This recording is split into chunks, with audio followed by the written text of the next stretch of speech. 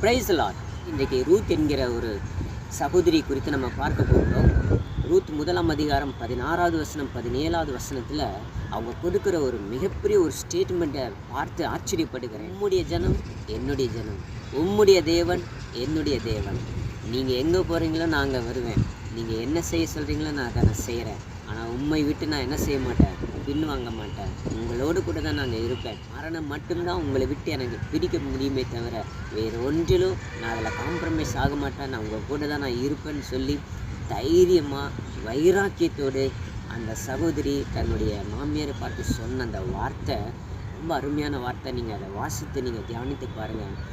உண்மையாகவே அந்த வார்த்தையை நகோமி எப்படி அவங்க ஏற்றுக்கொண்டார்களோ எனக்கு தெரியாது. ஆனால் ஆண்டவராகிய கர்த்தர் அந்த வார்த்தையை கனப்படுத்தினாருங்க. எவ்வளவு வைராக்கியமாக எந்த தேசத்துக்கு போக போகிறோம், அங்கே இருக்கிற ஜனங்கள் எப்படி இருப்பாங்கன்னு தெரியாது, மாமியார் எப்படி என்னை வழி நடத்துவாங்கன்னு தெரியாது, என்னுடைய வாழ்க்கை எப்படி இருக்க போகுதுன்னு தெரியாது, எதுவுமே தெரியாது. ஆனால் உம்முடைய ஜனம் என்னுடைய ஜனம், உம்முடைய தேவன் என்னுடைய தேவன். என்ன ஒரு வைராக்கியம் பாருங்கள்.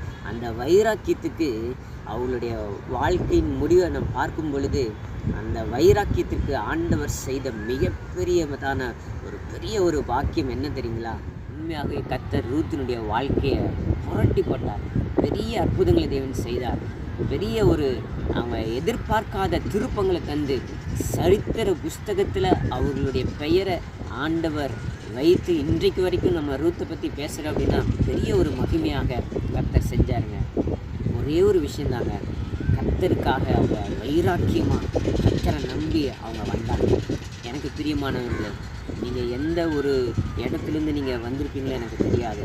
எந்த சூழ்நிலையில், குடும்பத்தின் சூழ்நிலையாக இருக்கட்டும், சமுதாயத்தின் சூழ்நிலையாக இருக்கட்டும், எதுலேருந்து நீங்கள் வந்து இன்றைக்கு ஆண்டவருக்காக கிறிஸ்துவுக்காக வைராக்கியமாக தனியாக நீங்கள் நிற்கிறீங்க பாருங்கள்.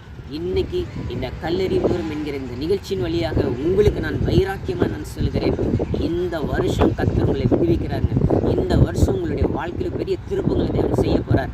உங்களுடைய வாழ்க்கை ஒரு மிகப்பெரிய ஒரு சரித்திரமாய் மாறினது போல இந்த வருஷம் உங்களுடைய வாழ்க்கையில் கர்த்தர் ஒரு பெரிய திருப்பத்தை தேவன் செய்து பெரிய ஒரு சரித்திரமாய் கர்த்தர் உங்களை மாற்றி அமைக்க போகிறார். உங்கள் குடும்பத்தாண்டர் சரித்திரமாய் மாற்றுவார். உங்களுடைய வாழ்க்கையை சரித்திரமாய் மாற்றுவார். அநேக தலைமுறைகள் எழும்பி உங்களை பார்த்து ஆச்சரியப்படுகிற விதத்தில் உங்களுடைய வாழ்க்கையில் கர்த்தர் இந்த வருஷம் செய்ய போகிறாருங்க. நீங்கள் ஆயத்தமாக இருங்க. இயேசுக்காக நீங்கள் நம்பி நின்னீங்கல்ல, இயேசுக்காக எல்லா அவமானத்தையும் நீங்கள் சகிச்சிங்கல்ல, இயேசுக்காக நீங்கள் உறுதியாக நீங்கள் நின்றீங்கல்ல, எல்லாருக்கும் முன்பதாக இயேசுவை விட்டுட்டு நீ வான்னு சொன்னப்போ நீங்கள் தைரியமாக நீங்கள் நின்னீங்கல்ல, இல்லை இயேசு என்னை விடுவிப்பார், இயேசு என்னை பாதுகாத்துக்கொள்வார், அவர் எனக்கு போதும் நீங்கள் நின்னீங்கல்ல, அந்த ஒரு நம்பிக்கை உங்களை காப்பாற்றுங்க.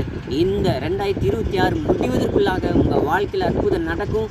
பெரிய ஒரு சாட்சியை நீங்கள் மாறுவீங்கன்னு சொல்லி இயேசுவின் நாமத்தில் உங்களை வாழ்த்துகிறேன், உங்களுக்காக ஜெபிக்கிறேன். இன்னும் கொஞ்ச நேரம் நீங்கள் நில்லுங்க. உங்களுடைய வாழ்க்கையில் அற்புதங்களை தேவன் செய்வார். கர்த்தர் உங்களை ஆசீர்வதிப்பாரார்.